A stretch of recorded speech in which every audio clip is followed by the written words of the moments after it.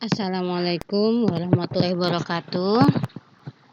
Oke, perancangan base data pada pertemuan kedua ini, kita akan mulai memahami bagaimana merancang sebuah database dengan cara IRD atau normalisasi.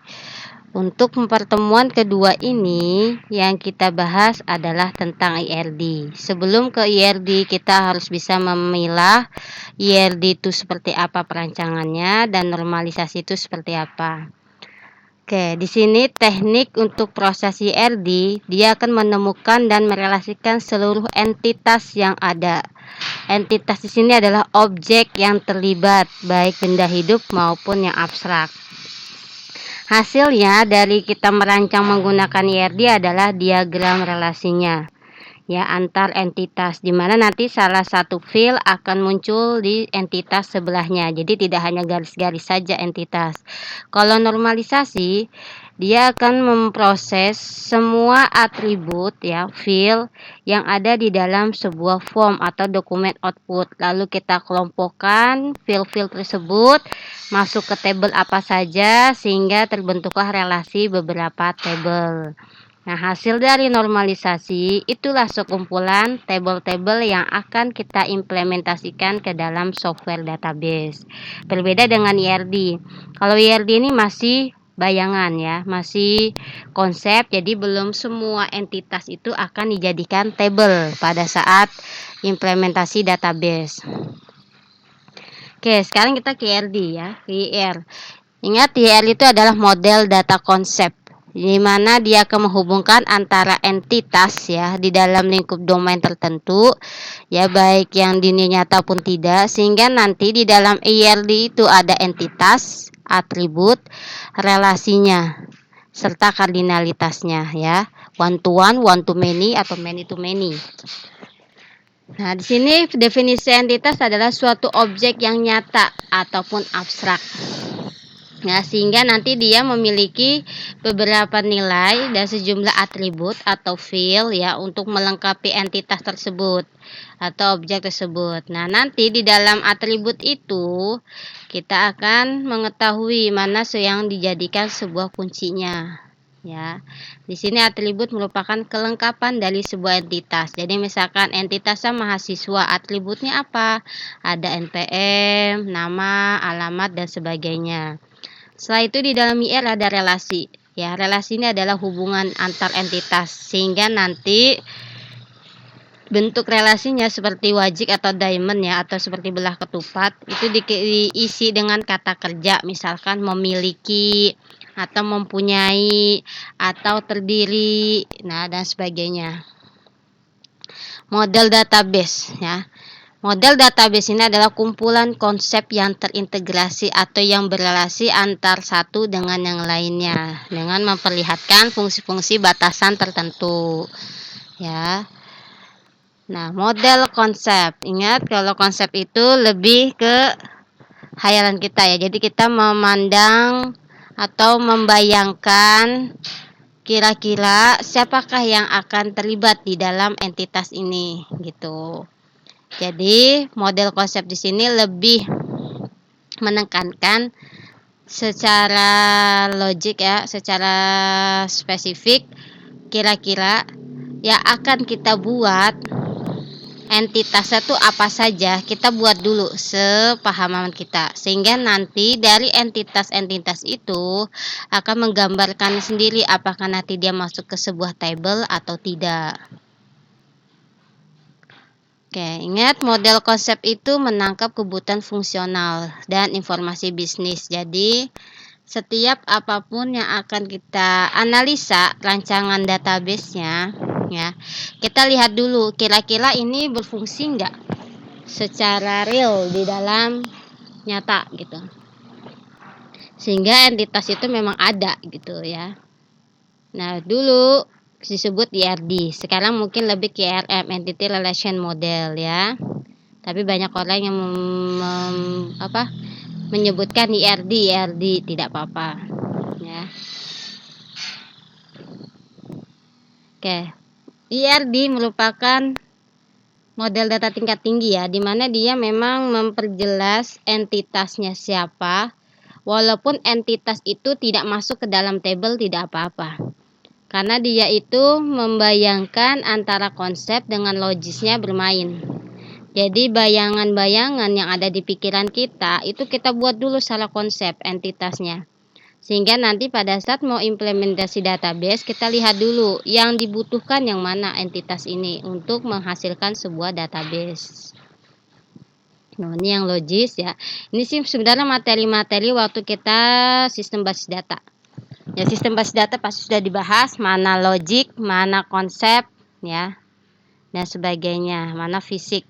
Kalau fisik ini berarti kita sudah mengimplementasikan tipe data field, ya, mana yang dijadikan primary key, ya, mana yang nanti kita akan jadikan foreign key, dan seterusnya. Nah, untuk menyusun IRD ada beberapa komponen. Salah satunya ada entitas yang tadi kita bahas. Ya, entitas itu simbolnya persegi panjang. Jadi, objek-objek yang nanti berrelasi atau yang terlihat ataupun abstrak itu disebut entitas. Yang kedua ada atribut atau field, pelengkap. Biasanya yang disebutkan adalah field kuncinya dulu. Untuk sebagai pelengkap si entitas tersebut. Nah, di dalam atribut ada beberapa jenis juga. Jadi nggak kucuk-kucuk kalian fieldnya ini tergantung ini field termasuk yang mana. Oke, kalau field atribut kunci ini pasti kalian udah paham ya atribut kunci. Karena setiap entitas wajib punya kunci. Mahasiswa NPM, jurusan kode jurusan, barang kode barang, petugas mungkin NIP, dosen NIDEN, nah dan sebagainya itu ada atribut kunci. Ada atribut simple, ini bernilai tunggal dan tidak dapat dipecah lagi. Contohnya alamat, tahun, nama penerbit kalau memang penerbitnya sedikit ya. Atau mungkin kayak tanggal lahir, itu atribut simple. Ada multi nilai atau multi value di mana field ini yang awalnya mungkin tadinya dia sebuah field di dalam tabel, dia dijadikan sebuah tabel gitu. Contohnya pengarang. Oh, ternyata pengarang tuh banyak datanya. Sehingga kita bikin tabel pengarang.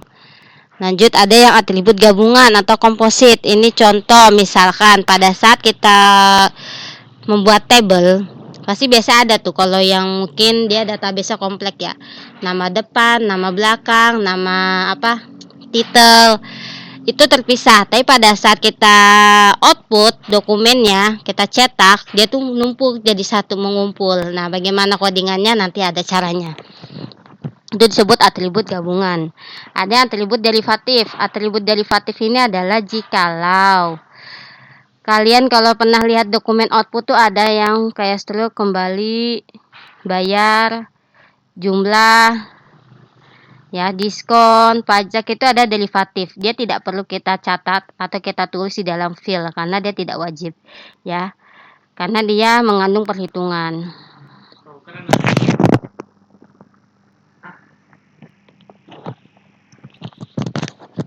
Lanjut yaitu relasi.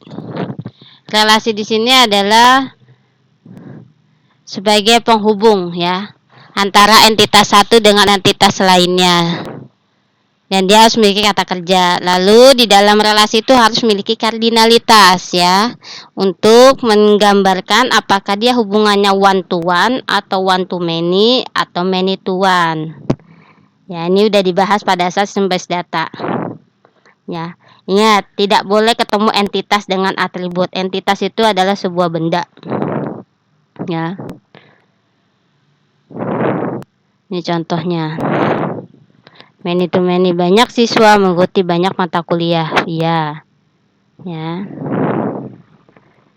Aja ada garis. Oke, tahapan-tahapan membuat IRD. 1. Identifikasi dulu ya seluruh entitas yang terlibat. Kita tulis dulu semua entitasnya. Kedua, tentukan field kunci dari tiap entitas. Ketiga, baru identifikasi lagi ya. Relasinya nanti yang mana yang cocok sehingga nanti forensiknya ketemu. Yang keempat, tentukan kardinalitas. Yang kelima, lengkapi field-field yang lainnya. Ya, ini bentuk tahapan-tahapan pada saat mendesain database. Ya, banyak cara. Nah, ini contoh bentuk IRD ya. Nah, model yang di dalam wajik ini yang memiliki entitas ya, sebenarnya sih ada yang boleh memperbolehkan seperti ini, tapi ada yang mungkin tidak boleh karena yang namanya entitas ya dia bentuknya persegi panjang, bukan relasi. Sebenarnya dari relasi ini muncul entitas baru untuk mempertemukan antar entitas. Karena apa? Pasien sama kamar, feel-nya tidak ada yang berelasi. ID pasien tidak ada di tabel kamar atau ada ID kamar tidak ada di dalam pasien. Kenapa? Enggak semua pasien masuk kamar kan. Sehingga dia bisa masuk kamar kalau ada rawat inap. Sehingga di ID rawat, ini di fill tabel atau entitas rawat ini yang abstrak ya. Ada ID pasien, ada ID kamar, itu untuk relasi antar entitas. Nah, ini contoh KHS ya. Dari KHS ini kita bisa mengetahui siapa yang terlibat. Oh, ada mahasiswanya, ada mata kuliahnya, dan ada transaksinya yaitu KHS. Nah, ini kita udah bisa bayangan IRD-nya. Jadi untuk menghasilkan dokumen ini atau kita ingin mencetak sebuah KHS, kita bayangin dulu entitasnya siapa. Oke, demikian materi tentang perancangan basis data. Ya, saya tutup. Assalamualaikum warahmatullahi wabarakatuh.